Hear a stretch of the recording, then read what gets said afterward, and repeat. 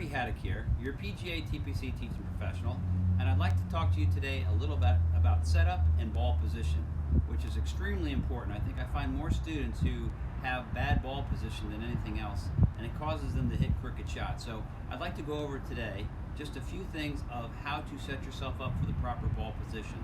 So when you're getting prepared to hit a shot, here is some of the setup routine. All right, we make our grip, feet together, club behind the ball, and I have a 9-iron in my hand, so I consider this a 1-and-1 step.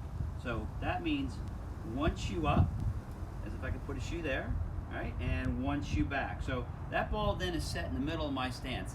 That at that point in time gives me the best chance as I come around to hit it to have movement to where I can rotate a little bit and get the club to square up, because I square the club up by basically working the front side, back, and around. So your short irons, your sand wedge, your pitching wedge, your 9, all 1-and-1s. But let's say I move up to a 7-iron. 7-iron's a little different now. Since the club got a little longer, I'm going to need a little more space and time to turn.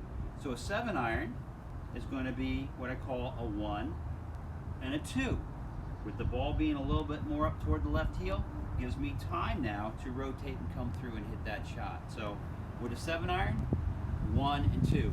Also your 8-iron, your 6-iron, your 5-iron, those are 1 and 2 to allow you to turn better through the ball. When we get to a little bit longer club, say a hybrid or a 3-wood, right, we go to a 1/2 and 3. A 1/2 and 3 is where we move our front foot just a little bit off the line. 1, 2, 3. So now our stance is wider with the longer club, gives us a little bit more foundation to which we can make our turn then and come through and square up that club. So with the 1/2 and 3, we're looking at this as our starting position as to where when we can return, we can get the hip out of the way and have that face be square. And finally, the driver. The driver is probably the most mispositioned club of the entire set. And it's really quite simple. We're just really looking to get the ball off the front left heel. So with the driver, club behind the ball, feet together, 1, 2, 3, 4. So now we have 4 steps with the driver. We have a great foundation. I'm solid on the ground.